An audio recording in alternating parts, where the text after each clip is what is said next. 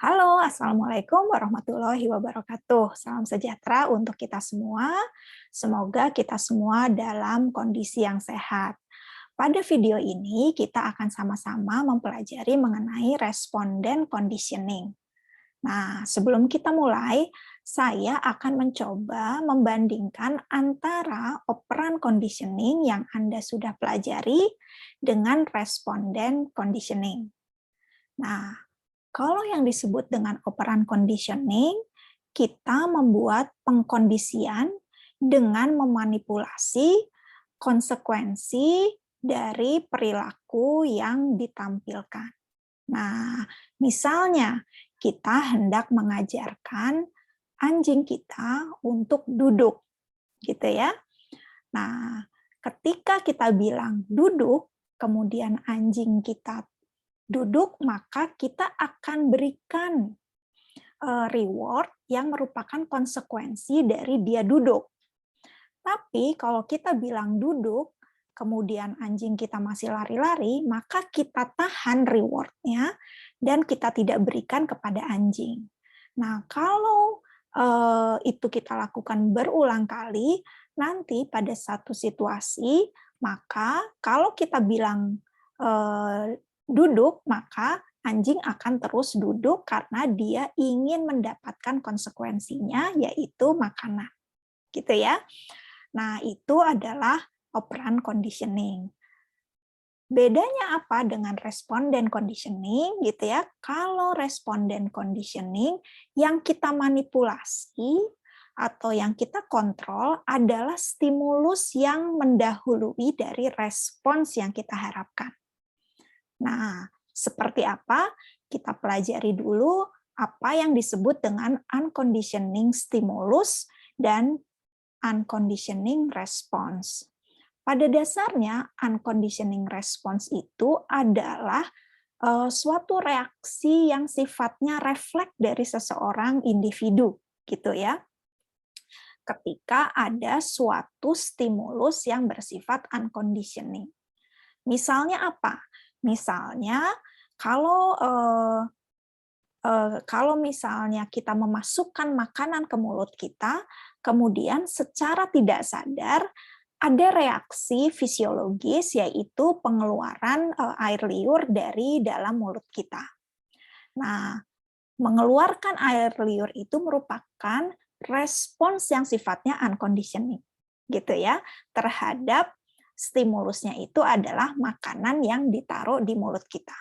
Begitu juga kalau ada yang mencipratan air ke mata kita, maka unconditioning response-nya itu kita matanya mengedip ya.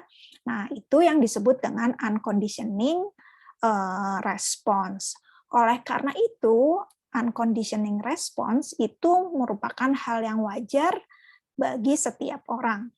Nah, kemudian apa yang disebut dengan responden behavior?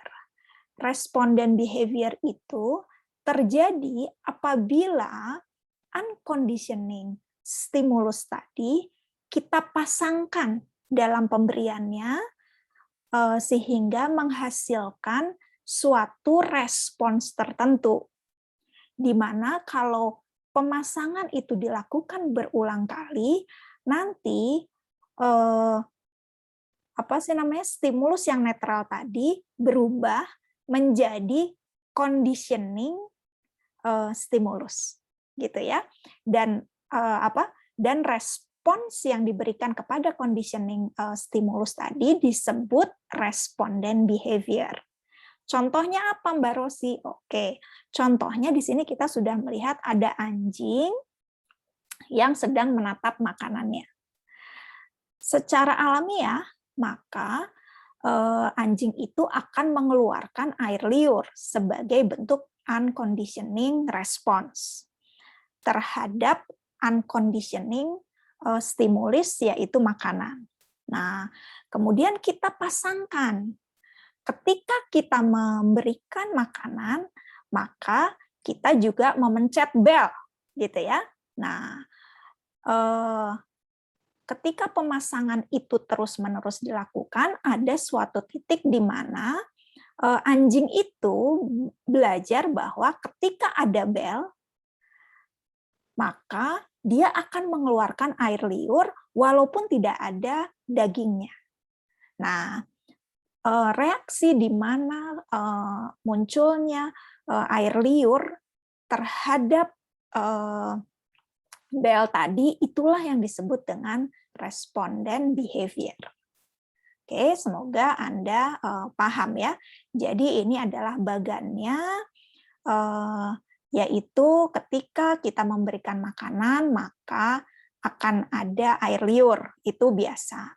Kemudian kita pasangkan makanan tadi dengan stimulus yang netral, yaitu misalnya lonceng tadi.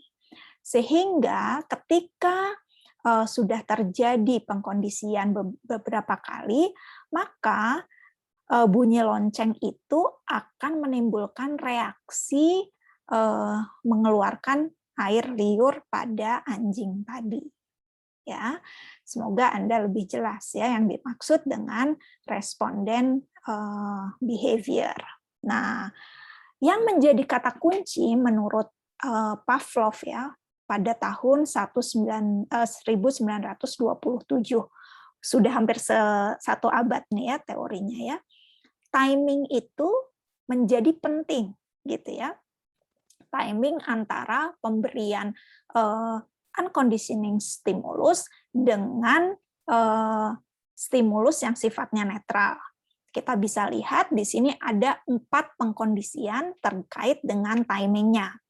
Ada yang sedikit sebelumnya mendahului, kemudian juga ada yang disajikan belum selesai, kemudian sudah ada stimulus yang netral, yaitu yang delay, kemudian ada yang simultan, jadi pemberiannya bersama-sama, dan yang terakhir adalah backward conditioning, jadi unconditioning dulu baru netral, gitu ya.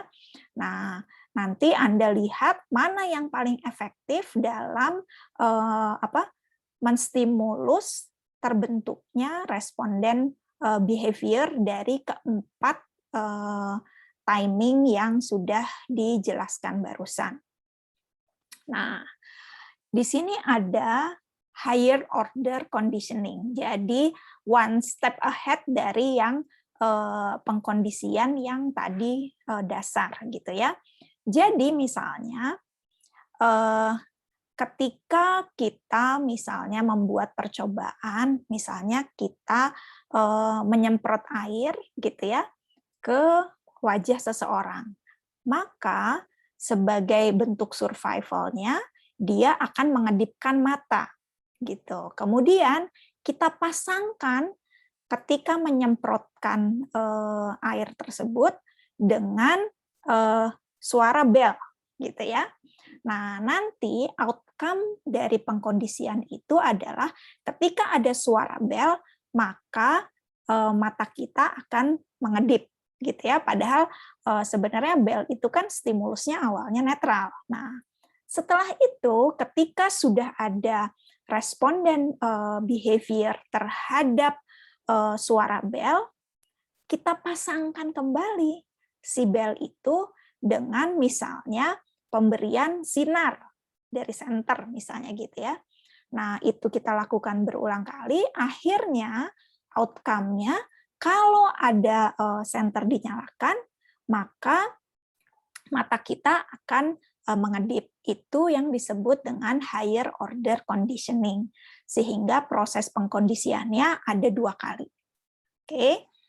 Nah, kemudian ini ada suatu penelitian ataupun eksperimen yang disebut The Little Albert Experiment.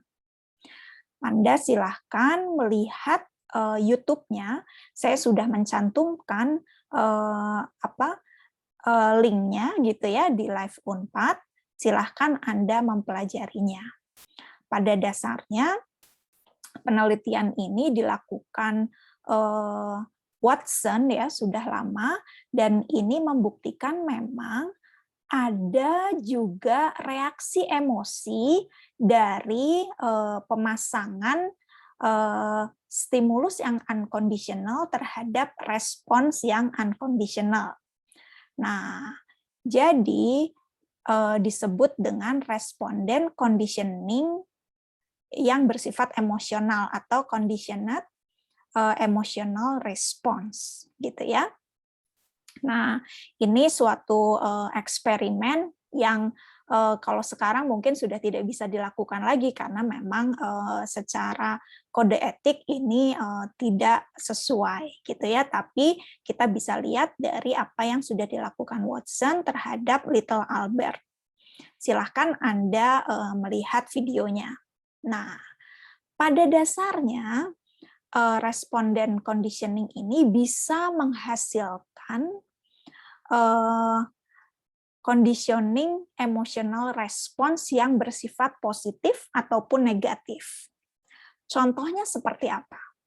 Contohnya misalnya kita punya pacar dan kita tahu bahwa pacar kita itu suka menggunakan parfum tertentu, gitu ya. Jadi awalnya kita misalnya bertemu dengan pacar kita, pasti emosi yang ada adalah bahagia, gitu ya. Nah, kemudian pacar kita ini selalu menggunakan parfum tertentu, gitu ya. Nah, sehingga pada suatu waktu di mana kita mencium aroma parfum pacar kita, walaupun pacar kitanya nggak ada, maka emosi yang terbentuk di kita adalah perasaan bahagia selayaknya kita bertemu dengan pacar kita. Nah, itu adalah contoh bagaimana responden conditioning ini bisa menghasilkan suatu conditioning emotional response. Ya. Kemudian lebih lanjut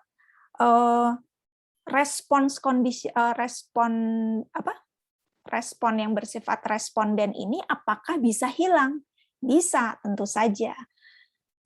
Ketika conditioning stimulus yang muncul itu tidak disertai dengan unconditioning stimulus, maka responden behavior-nya atau conditioning response-nya akan melemah dan perlahan-lahan hilang, gitu ya. Jadi misalnya ketika bel tadi tidak disertai dengan makanan dan kita berulang-ulang, akhirnya anjing akan mempelajari bahwa ketika ada bel, dia tidak akan mengeluarkan air liurnya. Nah, itu yang disebut dengan extinction atau kepunahan dari conditioning response. Gitu ya. Jadi ketika netral stimulus tadi tidak kita barengi dengan unconditional stimulus secara terus-menerus, maka perlahan-lahan respons yang sudah terbentuk akan melemah dan menghilang. Oke. Kemudian kalau kita sudah hilang gitu ya tadi ya, terus kita pasangkan kembali, ada suatu titik di mana timbul yang disebut dengan spontaneous recovery. Nah, pada saat itu ketika bel dinyalakan, maka anjing itu akan kembali mengeluarkan air liurnya. Nah, itu yang disebut dengan spontaneous recovery. Nah, kemudian bagaimana dengan discrimination and generalization? Gitu ya. Misalnya nih, waktu kita kecil, ya, kita tahu bahwa kalau anjing itu suka ada itu ya bunyi-bunyi ya dipasangkan oleh pemiliknya, bunyi cleaning gitu. Nah, kemudian misalnya waktu kita kecil kita kan suka ya ada anjing yang kecil gitu ya, yang suka loncat-loncat dan apa sih namanya sangat-sangat aktif gitu ya. Maksudnya dia ingin main-main, tapi kita takut gitu ya. Nah, ketika anjing itu lincah kan pastinya bunyi keliningannya itu terdengar ya. Nah, sehingga kita belajar misalnya ketika ada suara keliningan, maka muncul rasa takut. Nah, diskriminasi terjadi apabila discrimination itu terjadi apabila suatu conditioning response muncul karena satu conditioning stimulus saja gitu ya, atau ada kemampuan untuk membedakan CS dengan stimulus yang lain yang belum pernah diasosiasikan dengan US. Jadi misalnya biasanya itu keliningannya ada yang klining, ada yang kling, kling, kling gitu ya. Nah, ketika dia hanya mengeluarkan rasa takut kepada anjing yang menggunakan keliningan klining, maka itu dan dia tidak merasa takut ketika keliningannya bunyinya kling, kling, kling gitu ya. Nah, itu yang disebut dengan diskriminasi. Tapi kalau yang disebut dengan generalisasi adalah mau bunyinya kling, kling, kling atau kling, kling, itu semuanya dia takut, maka itu yang disebut dengan generalisasi. Jadi generalization itu terjadi ketika sejumlah CS yang mirip dapat mendatangkan atau memunculkan CR yang sama. Gitu ya. Nah, kemudian apa saja sih faktor yang mempengaruhi responden conditioning ini? Yang pertama adalah the nature of the US dan CS gitu ya. Jadi pengaruh intensitas stimulus terhadap keefektifan sebagai CS atau US gitu ya. Jadi kalau misalnya jauh banget gitu ya, itu mungkin tidak akan terbentuk suatu responden conditioning. Kemudian temporal relationship between the CS and US.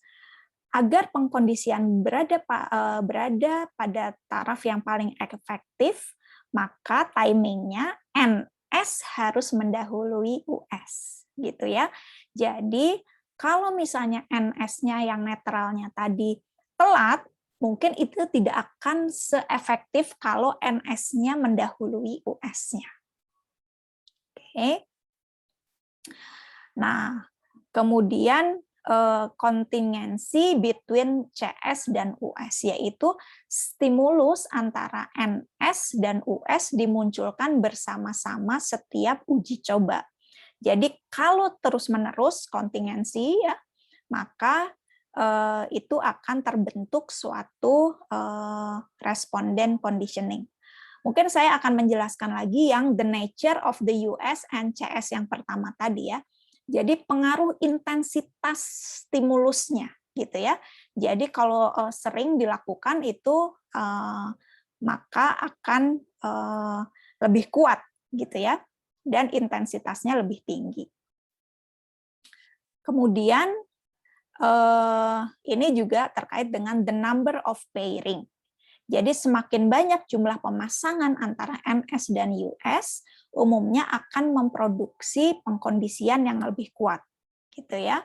Jadi misalnya 5 kali kita coba sama yang misalnya 25 kali, pasti yang 25 kali itu lebih kuat, gitu ya. Nah, kemudian the previous exposure of the CS gitu ya. Apabila seseorang pernah terpapar suatu stimulus tanpa adanya pemasangan dengan US di masa yang lampau, maka kecil kemungkinan stimulus itu menjadi CS. Nah, sebaliknya kalau misalnya pernah, mungkin tadi ada speedy recovery itu ya, sehingga akan semakin kuat responden behavior-nya. Ya, ini adalah penjelasan singkat mengenai responden conditioning atau bagaimana terbentuknya responden behavior yang mengacu kepada teori yang sudah dijelaskan oleh Ivan Pavlov pada tahun 1927. Untuk lebih lengkapnya, Anda bisa membaca buku dan juga artikel yang saya sudah attach-kan di Live Unpad. Oke, selamat mempelajari The Little Albert Experiment dan juga membaca artikel yang sudah saya sampaikan. Terima kasih. Wassalamualaikum warahmatullahi wabarakatuh.